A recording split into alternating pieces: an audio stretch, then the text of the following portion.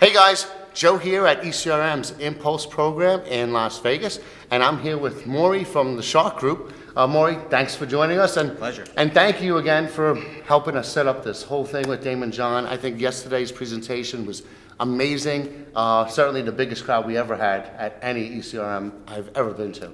So thanks again for that. My pleasure. Thank you for the opportunity. Oh, glad to have you. And so what we're going to talk about today is the Shark Group. So for those people who don't know what the Shark Group is, can you give an overview? Sure. So the Shark Group has, first of all, nothing to do with Shark Tank or the other sharks. The Shark Group is Daymond John's private consulting firm, branding agency, marketing firm. You know, it all kind of started out when Shark Tank started, about 12 years ago. You know, Daymond didn't have support, and all the brands that would kind of come on, that he would invest in, one needed a website, and another one needed social media, and another one needed packaging, and another one needed licensing and sourcing, and et cetera, et cetera. So over the last 12 years, that's what this has developed into. Daymond was, had the foresight to take the name, and I'm sure that, some of the people are still, getting a little irritated about that, but it's stuck, and he's a branding guy, and he's a genius. The Shark Group is basically now we're about 45 people strong. I'm head of sales and retail for the organization,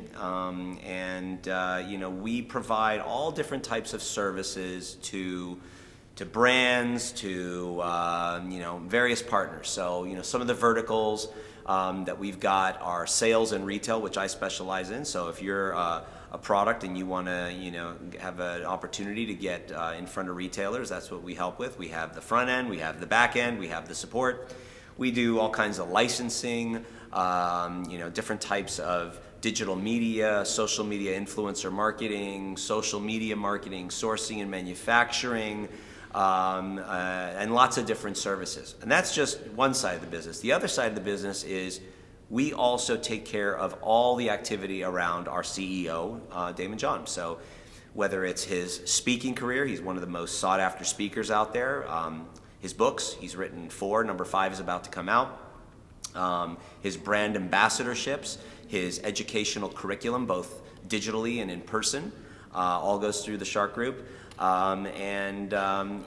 think of Daymond not only as our CEO and founder, and he's a very involved CEO and founder, but he's also a client. He's client number 1. We also represent various other celebrities as well. Catherine Zeta-Jones, we've done work with Carlos Santana, Pitbull, before he passed away, Stan Lee, the comic book legend.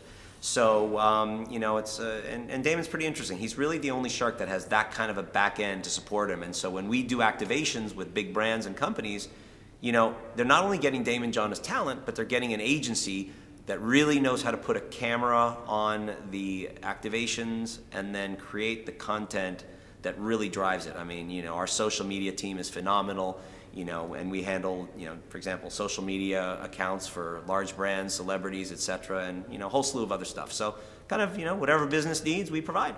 So you don't necessarily have to be on Shark Tank to be part of Shark Group. No, not other at all. suppliers.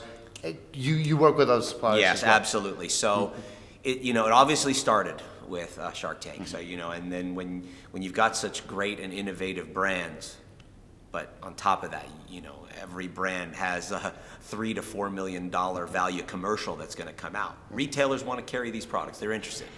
So because of Daymond's name and the fact that I have a lot of energy.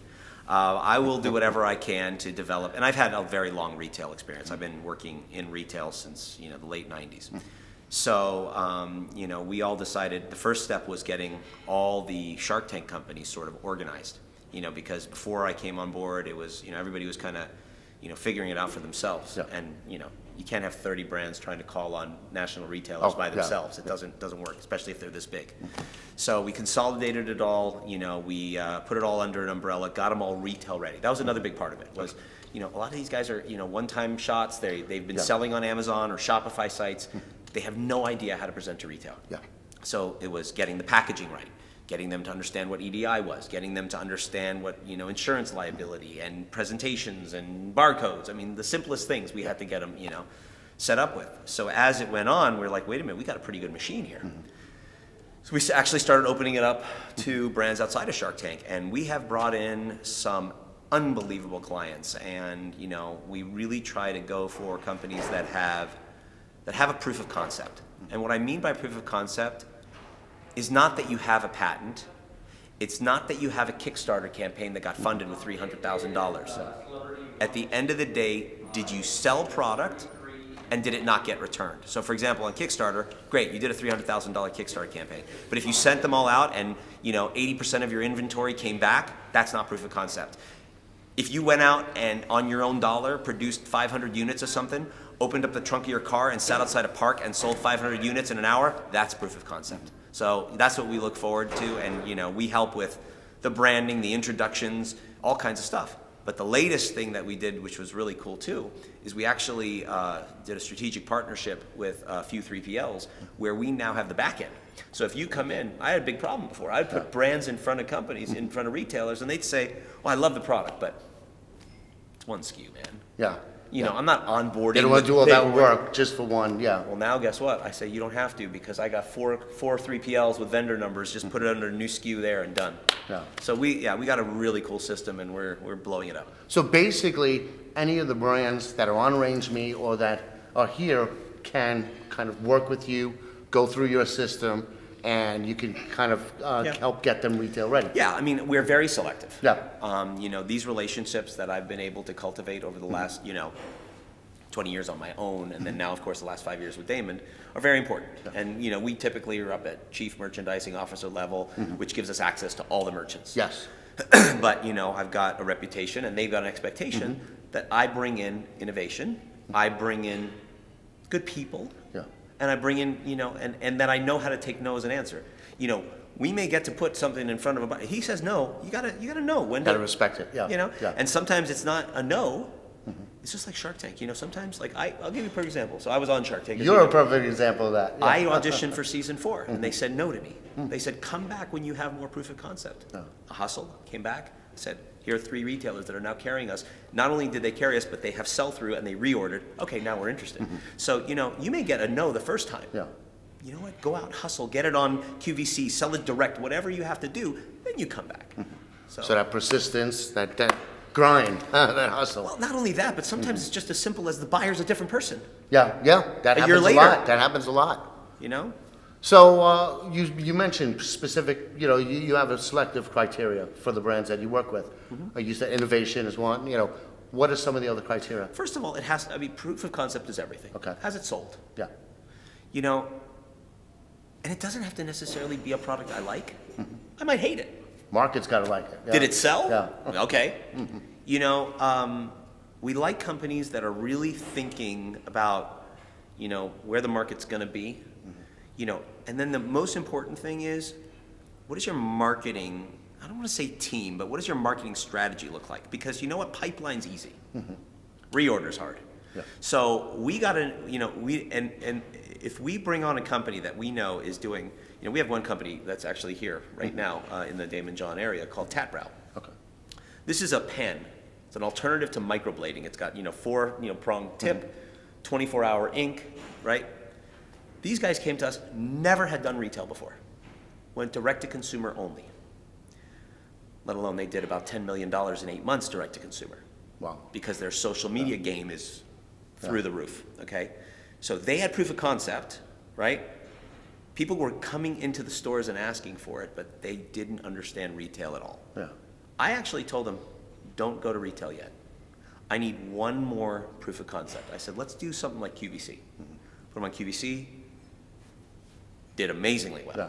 Now we're hitting retail. Gotcha. So, it's persistence, it's patience, and strategic moves that are really important. But, sorry, to answer your question, it's really about, if the retailer gives you that space, what are you going to do to get people in the door to buy that stuff so that they reorder?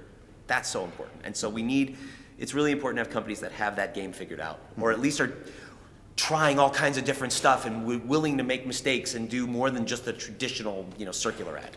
Gotcha. Well, how was your experience here with the group? And we got to see both sides of the business, the group that works with Daymond as well as the group that works with the suppliers themselves. Yeah, so I'll tell you what, we've had some feedback which has been pretty amazing. We've had some of our brands say that they got more accomplished in one day at ECRM than they have in the last 2 years. Wow. Let alone the cost. Yeah. If you think about it, ECRM is not a cheap show. Nope, nope. But compared to 20 appointments, each with a round trip flight, Yep. each with a hotel, each with a car, Big difference.